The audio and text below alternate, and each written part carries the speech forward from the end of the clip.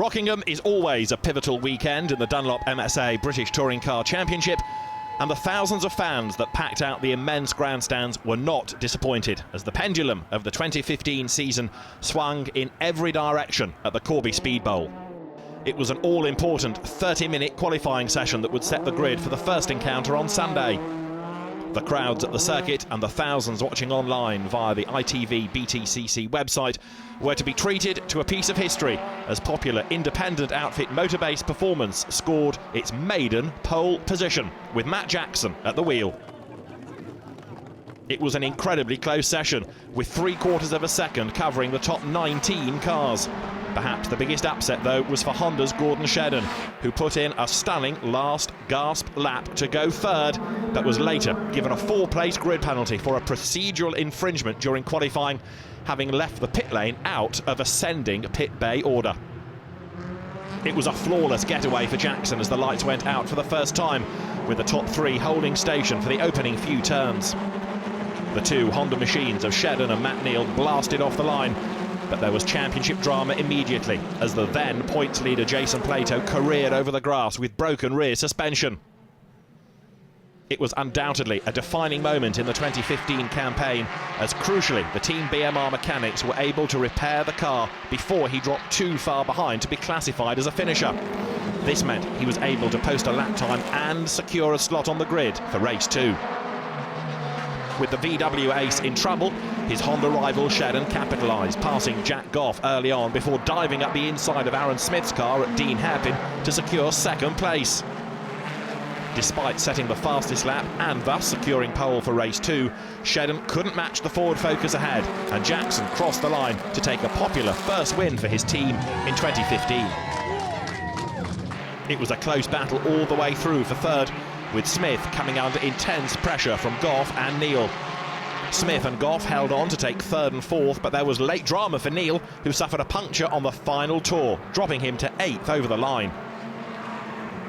With Shedden on pole, an impressive lap from the Mercedes of Adam Morgan in race 1 put him alongside on the front row, with race 1 winner Jackson third.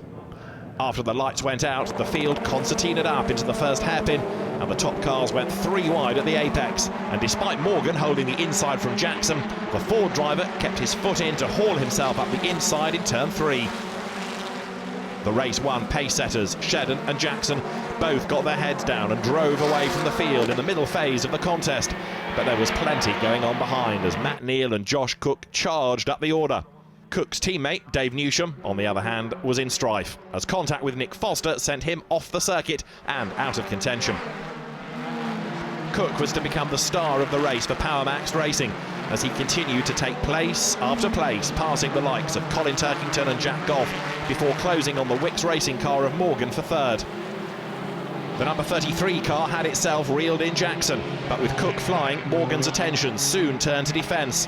It was elbows out for the Mercedes man, but despite holding on for 2 intense laps as the brace of yellow machines were side by side at almost every turn, a last corner gambit from Cook paid off, and he snatched his first ever Btcc podium in his rookie year.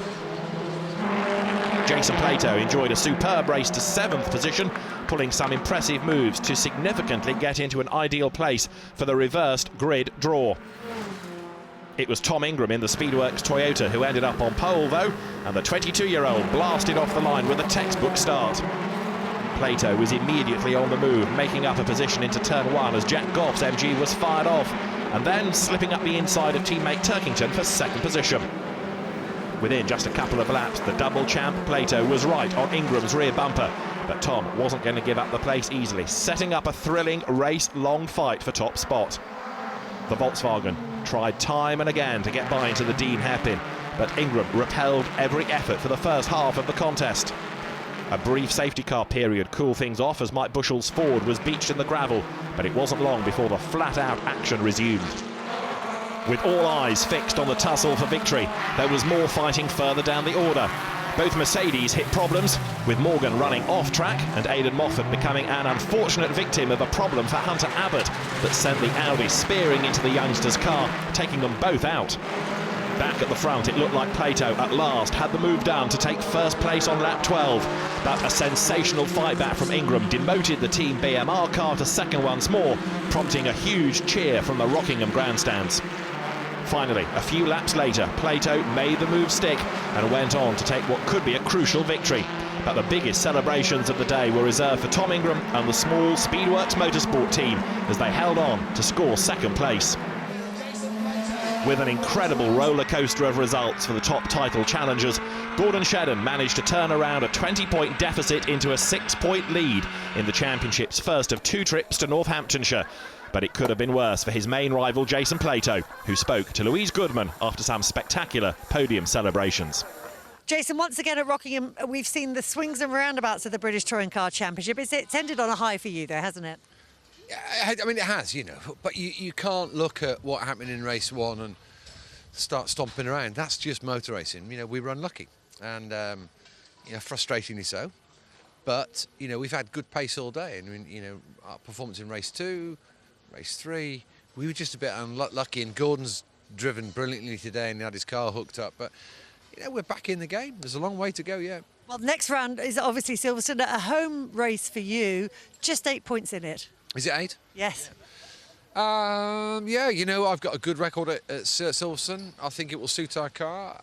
For sure it's going to suit Gordon's, but probably more so mine a little bit.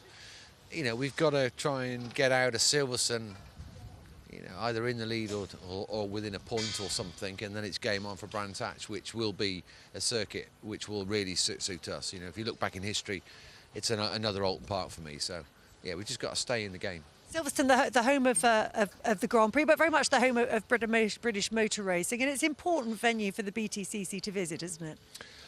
Absolutely. You know, it's where, you know, for my sins, you know, it's an honour that I'm a BRDC, British Racing Drivers Club board director, and that owns and operates Silverstone, and it is the home of British motorsport. It's a circuit where all drivers want to race at. You know, I can remember as a kid going through the gates with my dad in a car to go and watch the 1976 British Grand Prix, and I still get a good buzz when I go there now. It's an interesting noise, isn't it? So yeah, you know, and it's going to be a great weekend. Silverstone always produces fantastic racing. I had a brilliant race around there a couple of years ago with Andrew Jordan. There's a few twists and turns to come in this championship, yeah. Who do you think it's going to favour? Give us, not just yourself, obviously, but, you know, teams and cars. Who's it going to be good for and who's it maybe not going to be so good for? Well, it's going to be good for the Ford Focus because that has zero ballast and, you know, an engine which isn't been restricted like our engines. So it's a dragster, that thing, and that'll be quick. So, you know, we'll see Matt Jackson up there. We'll certainly see the Hondas there.